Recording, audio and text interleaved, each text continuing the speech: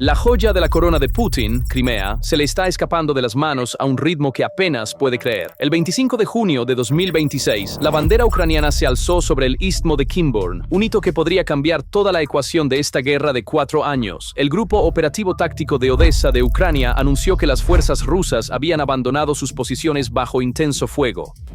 Este cambio de control sobre Kimburn podría ser el comienzo de un efecto dominó que amenaza la propia defensibilidad de Crimea para el régimen de Putin, porque la caída de Kimburn no es una pérdida de terreno ordinaria. Putin mantuvo este punto durante 4 años con sus tropas más elitistas, sus paracaidistas aerotransportados. Es a la vez una de las puertas terrestres de Ucrania hacia Crimea y una posición que inclina el equilibrio en el Mar Negro. Sin embargo, en los últimos 20 días se convirtió en un peso para Rusia y esas unidades de élite se vieron obligadas a abandonar el área. Por eso, esta ganancia y la bandera en Kimburn traen a la mente una posibilidad. Una operación terrestre dirigida a Crimea podría ser la siguiente. Entonces, ¿de qué tipo de lugar estamos hablando realmente? Kimburn es un estrecho banco de arena en la desembocadura donde el Dnipro desemboca en el Mar Negro, de aproximadamente 10 kilómetros de largo, 4 kilómetros de ancho en su base y en algunos lugares solo 100 metros en su punta. A pesar de su tamaño, esta era la posición militar más occidental de Moscú en Ucrania, y en 2022 el verdadero objetivo de Rusia aquí era avanzar hacia Odessa. Un detalle más distingue a esta pequeña franja. Kimburn era el último punto en el Oblast de Mykolaiv aún bajo ocupación rusa, por lo que recuperarlo significa despejar toda una región de ocupación. Tiene otra característica también. Kimburn está conectado por tierra con la orilla izquierda de Jersón, ocupada por Rusia. Entonces, ¿cómo colapsó esta guarnición? La respuesta es una palabra: suministro.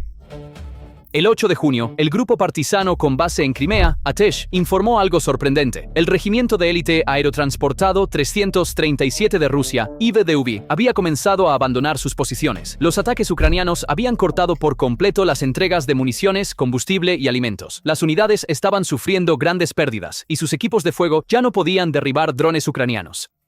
Parte de la fuerza había sido trasladada al sector de Zaporilla, mientras que los que quedaron estaban con poco personal y sin refuerzos. La confirmación oficial llegó unos días después. El coronel Denis Nosikov, comandante del Comando de Operaciones Especiales de Odessa, dijo que la logística rusa en Kimburn había sido efectivamente cortada. El suministro de municiones, alimentos y combustible prácticamente se ha detenido.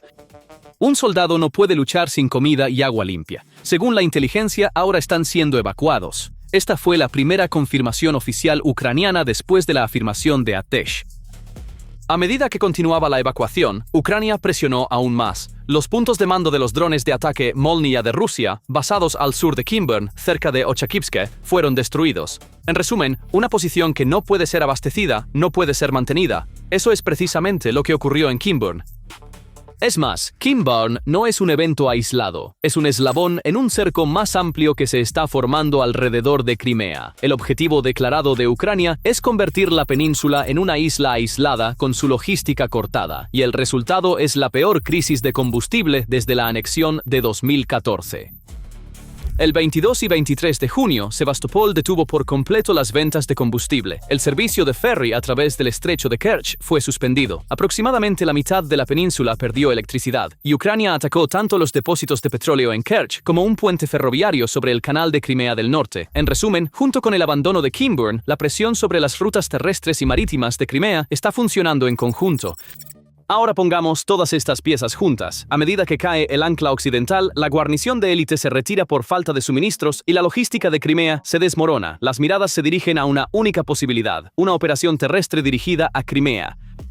Eso es porque Kimburn se ve como una de las puertas de entrada a lo largo de la ruta terrestre de Ucrania hacia Crimea y una piedra angular de la ofensiva del sur. La lógica es visible en un mapa. Crimea está unida al continente por solo unos pocos pasos estrechos: el istmo de Perekop y el corredor de Armiansk en el oeste, el puente de Chongar en el este y el puente de Kerch que une Rusia con la península.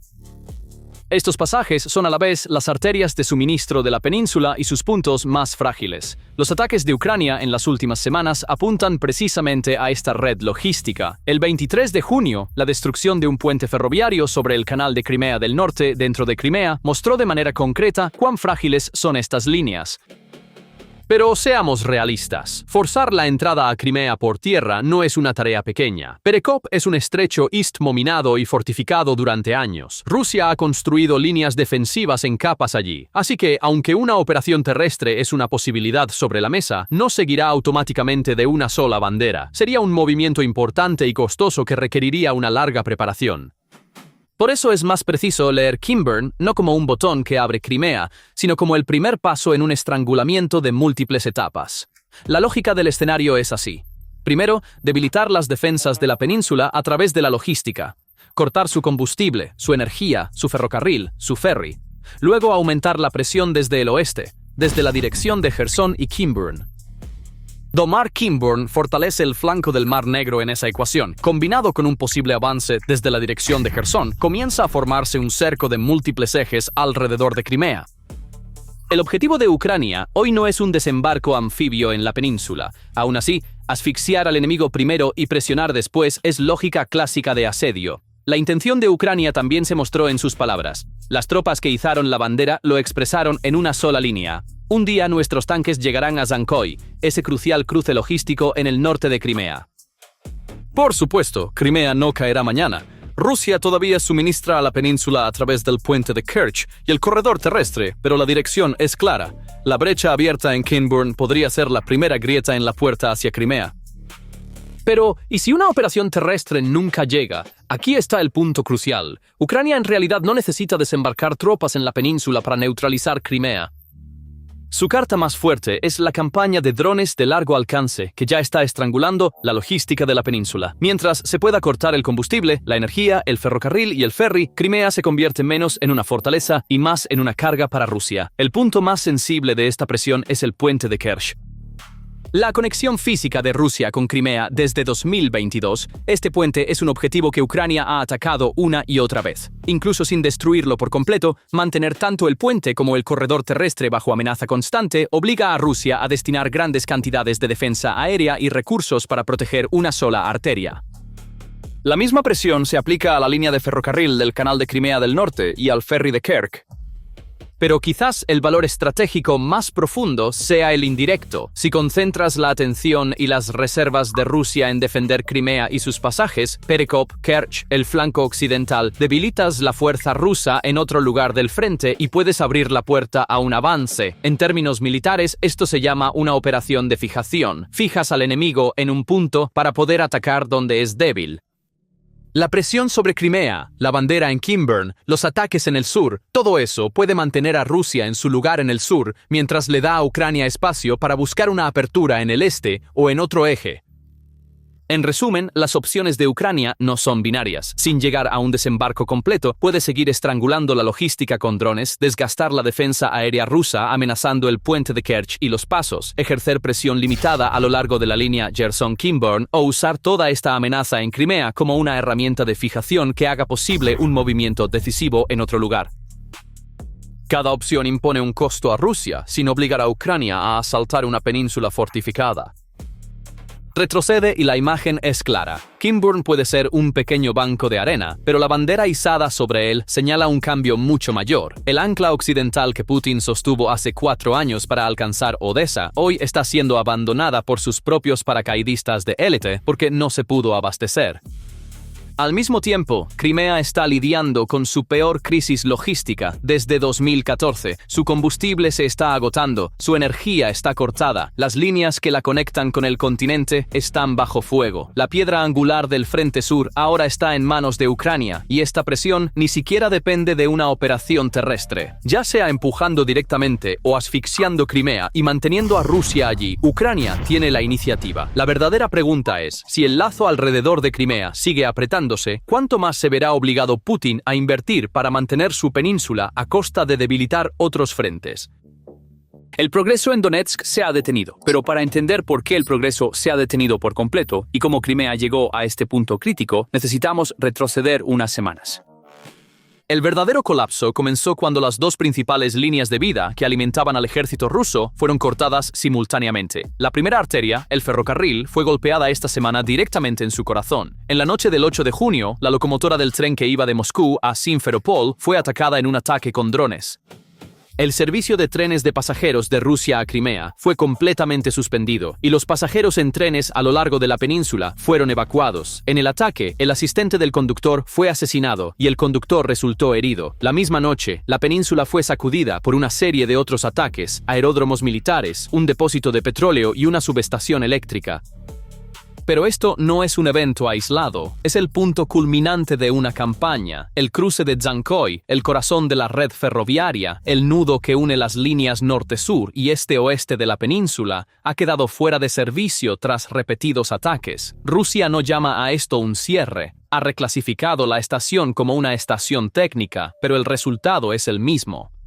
Dzhankoi ya no descarga trenes, ya no funciona como un cruce, y una vez que el nudo se deshace, la distribución de carga que llega a través de Kerch hacia el interior de la península también se descompone. Al mismo tiempo, se lleva a cabo una caza mucho más quirúrgica en la línea Dzhankoi-Kerch. El 423 o Regimiento de Asalto de Ucrania atacó 2 locomotoras rusas en el brazo ferroviario oriental de la península. Uno de los operadores se deslizó entre los cables de una línea de alta tensión para alcanzar el objetivo. La razón por la que una locomotora es el objetivo perfecto radica en las matemáticas logísticas.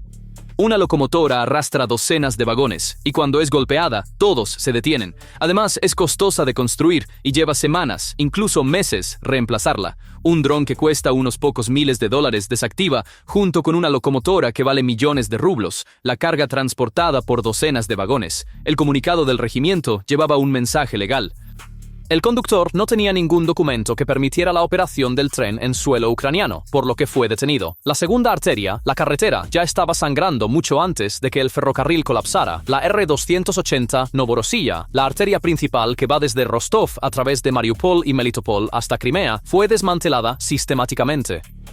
En un solo día, el 29 de mayo, se informó que hasta 483 vehículos rusos fueron destruidos a lo largo de esta línea. Los transportistas privados rechazaron la ruta a pesar de ofertas de $3,000, y el mando ruso restringió el movimiento de equipo pesado. Además, la amenaza no se limita a una sola carretera. Según la evaluación del Instituto para el Estudio de la Guerra, la carretera M04, que desciende de Moscú a Rostov y desde allí se ramifica hacia el sur a Crimea y Luhansk, es aún más crítica que la famosa M14 porque es la arteria que realmente alimenta.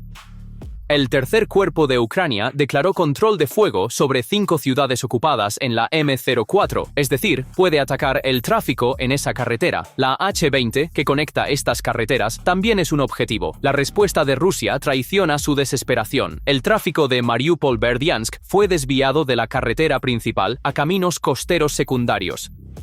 Los camiones militares comenzaron a hacerse pasar por civiles, las lonas se recolorearon y los vehículos se pintaron de blanco. Pero estas medidas reducen el ritmo de suministro y no resuelven el problema, porque el problema no son los vehículos individuales, sino todo el corredor que está bajo vigilancia constante. El brazo de la carretera dejó de ser una alternativa en el momento en que se cortó el ferrocarril. Los ataques en estos dos frentes no son aleatorios.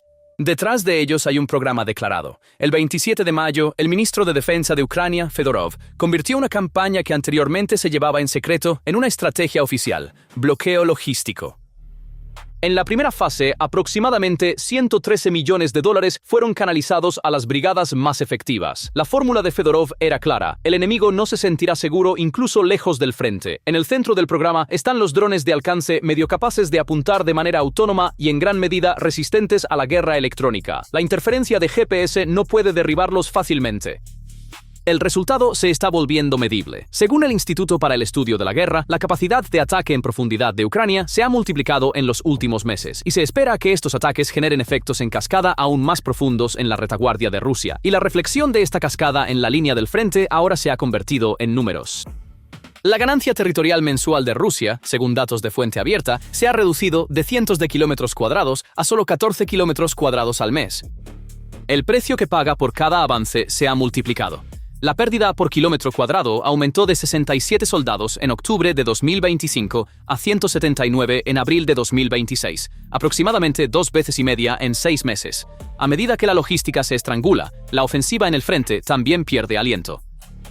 Una vez que ambas arterias están bajo presión, el verdadero golpe recae sobre la unidad en el frente. Un batallón en la línea del frente lleva, en promedio, alrededor de 10 días de capacidad de suministro autónomo. Después de eso, se agotan las municiones, el combustible, la comida y el agua. Por esta razón, todo debe ser transportado desde grandes bases traseras. Pero los ataques ucranianos han empujado estos depósitos de 50 a 100 kilómetros hacia atrás desde el frente. A medida que el depósito se aleja, la última milla se alarga, la eficiencia del suministro disminuye y la capacidad operativa en el frente se debilita. La primera víctima de esto es la principal ventaja de Rusia, su potencia de fuego. Cuando el combustible y los proyectiles no llegan a tiempo, la artillería comienza a silenciarse. La fuerza de un ejército no reside en el arma que posee, sino en poder llevar proyectiles a esa arma. Para el grupo de aproximadamente 200.000 efectivos en el sur, la ecuación sigue reduciéndose. Una fuerza que no puede avanzar no puede ser suficientemente abastecida y no tiene profundidad para retirarse. Aquí es donde el mito de Crimea como la región más segura se invierte. Una península que puede ser abastecida a través de un solo puente, un solo cruce, una sola locomotora, ya no es un activo, sino una carga. La base trasera que Putin consideraba intocable se está convirtiendo en una trampa que encierra al ejército al que alimenta. Con tanto el ferrocarril como las principales carreteras paralizadas, los generales rusos entraron en pánico. Redirigieron a la fuerza todos sus convoyes de suministro restantes hacia puentes alternativos y cayeron directamente en la trampa definitiva de Ucrania. La implementación en el campo de batalla de esta estrategia de aislamiento fue moldeada por ataques secuenciales y coordinados. Dentro de un corto periodo de 5 días, 7 puentes críticos que conectan la península de Crimea con el continente de Cherson y Zaporilla fueron atacados. El primer golpe fuerte de la operación llegó con la inutilización del puente Chongar, el principal punto de cruce en el norte, el 7 y 9 de junio. Inmediatamente después, el 10 de junio, también se atacó la conexión de Arabat-Spit en el este. A medida que las principales arterias colapsaban una por una, los desesperados generales rusos se vieron obligados a redirigir rápidamente sus pesados convoyes de suministros a su conexión terrestre restante, la línea de Armiansk en el extremo occidental, para mantener viva esa ofensiva en el frente. A medida que el personal se amontonaba en esta dirección forzada, pensando que estaban salvando la situación, el estrecho embudo en el que entraron era en realidad una brillante preparación operativa que Ucrania había calculado finalmente, forzando deliberadamente a su enemigo a una única salida. Cuando las fechas mostraron la noche del 11 de junio, esta emboscada planificada se llevó a cabo sin piedad. En una operación coordinada que duró desde medianoche hasta las 4 de la mañana, aproximadamente 50 camiones de un enorme convoy, obligados a reunirse en el cruce de Armiansk porque Chongar estaba cerrado, fueron atacados. Este convoy, que partía de la ocupada Oblast de Kherson, consistía en camiones cisterna de combustible y vehículos cargados de municiones que se dirigían hacia Juliápole en el frente de Zaporilla, hacia las brigadas de fusileros motorizados 37ª y 64ª. Ucrania había estado observando este movimiento desde el principio. Detrás de la operación, una profunda cadena de inteligencia, sin dejar espacio para la coincidencia, estaba trabajando. Según fuentes abiertas y declaraciones de los comandantes de campo, elementos del primer Regimiento de Asalto Separado de Ucrania, el 475 Regimiento de Asalto Código 9.2 y el Grupo Alfa del SBU habían estado esperando este momento a la luz de la inteligencia cibernética y los datos de intercepción de señales. En palabras del comandante del regimiento Dmytro Perun Filatov, los movimientos del enemigo habían sido descifrados con antelación a través de la interceptación de radio y la infiltración cibernética y habían esperado el momento adecuado. En el momento en que el convoy se acumuló en el cruce, los vehículos fueron identificados uno por uno con drones de reconocimiento equipados con cámaras térmicas en la oscuridad de la noche. Luego se llevaron a cabo ataques de precisión con el arma de ataque profundo de Ucrania, vehículos aéreos no tripulados tipo Firepoint. El ataque duró varias horas desde la medianoche hasta las primeras horas de la mañana. La analogía hecha por analistas militares alemanes resume claramente la situación en el terreno. Los drones FP2 se habían convertido en un segundo sistema HIMARS en el campo. Primero atacaron el cruce, luego apuntaron a la columna que estaba bloqueada y atrapada en el atasco. Docenas de vehículos recibieron fuertes impactos y una gran parte del convoy perdió su capacidad operativa. Mientras los vehículos eran atacados, los puentes de Armiansk y el adyacente Krasnoperekopsk también fueron deshabilitados con municiones pesadas esa misma noche. También se reportaron explosiones en las bahías de Sebastopol. Kyiv Independent confirmó oficialmente la operación. 50 vehículos militares rusos habían sido inutilizados en el ataque y el puente había quedado inservible sin necesidad de un ataque adicional. La estructura simultánea y devastadora de esta operación apunta a una evolución conceptual notable en la literatura de la guerra moderna. Recordemos la doctrina estratégica expresada meses antes por el excomandante del Comando Europeo de Estados Unidos, el general Ben Hodges. En sus evaluaciones sobre la degradación de redes logísticas, Hodges había defendido la visión de que no siempre es necesario eliminar o destruir físicamente un puente. Es suficiente poder detener el tráfico en él y hacer que esa línea sea insegura. El pensamiento estratégico ucraniano tomó este enfoque teórico y lo transformó sobre el terreno en un mecanismo de trampa mucho más complejo y despiadado. No se conformaron con solo detener el tráfico, forzaron al enemigo a tomar la única ruta que querían, esperaron pacientemente con inteligencia cibernética a que el convoy se acumulara en ese estrecho cruce. Luego, primero destruyeron los vehículos y volaron el puente.